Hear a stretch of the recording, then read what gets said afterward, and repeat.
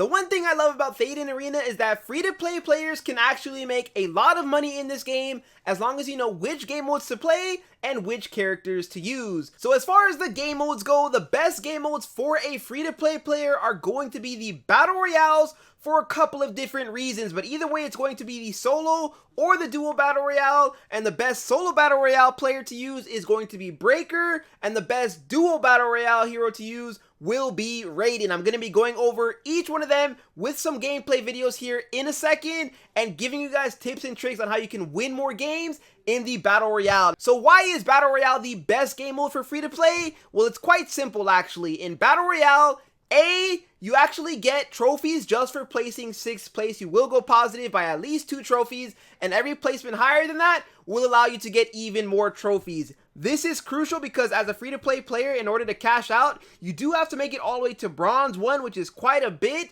so you have to make sure that you're always going positive. You don't want to play the team modes, get a 50% win rate, which is pretty good, and then end up at the exact same trophy count. And another reason why you don't want to play in the team modes is as you get higher up, you're going to be running into those players that have 4 stacks on Discord calls with their epics and legendaries, and no matter how good you or your teammates think you are, you're always going to lose against those legendaries. They are very good at the team modes, and you pretty much never see them in Battle Royale, and even if you do, both Raiden and Breaker can handle them in those 1v1 situations. They just bring way too much value in the 4v4 team deathmatch and the tower defense with all of the crazy abilities that they have. On to the tips and tricks. So for the solos, you're going to be using Breaker, and the reason for that is he is a very, very tanky character who has a lot of built-in, high base damage and high base health, meaning that no matter what character anybody else is using, whether it's the epics or the legendaries, which you rarely see,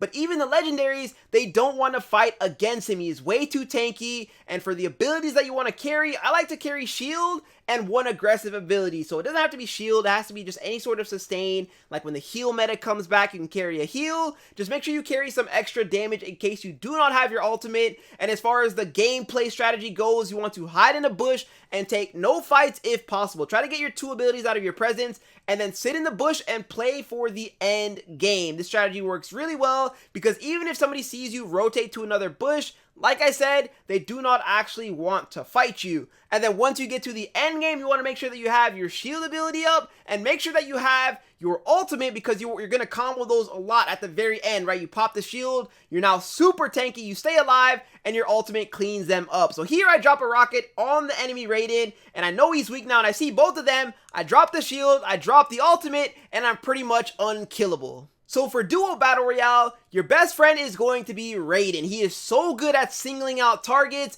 and I just believe he is way better in the duos because he's sort of an all-in character, right? In duos, there's only 6 total teams, so you have more space to work with for using the combination of combining his gap closer, his ultimate, and his auto attacks to fully wipe out an enemy team player, leaving you in a 2v1 situation. And look at his ultimate here, right? I'm able to drop a group ultimate, get him down both to 1 HP, and my Big Papa is able to clean that one up very, very easily. Now, one tip with the Raiden is you want to make sure you mix in auto attacks with the ability. So for this week, for Plunger, you want to plunge the opponent in, hit your auto attack once, ultimate, and then auto attack twice. And I mean, I'm pretty sure every single character, I've done it to Breakers, every single character is dead to that combination, and because you have all that extra space to work with, you can just do that. You don't even have to chase down the second player if you don't want to, but just continue to look for opportunities to split teams up and destroy them with that combination. It'll make duos super easy for you, and you'll be surprised at how many games you can win. So now I see the enemy errant ghost. I used the plunger and I saved the ultimate because I knew he was weak. We didn't need to waste our combination and not have it for this final team. At the end of the game, I popped the present open, and now it's a very straightforward 2v2, able to dodge the rocket. They're continuing to spam their attacks. A very good black hole comes in from the teammate combined with the rocket, and now I chase down the cluster, put him down easily. I still have ultimate for the Big Papa, and it's a very easy win there as well.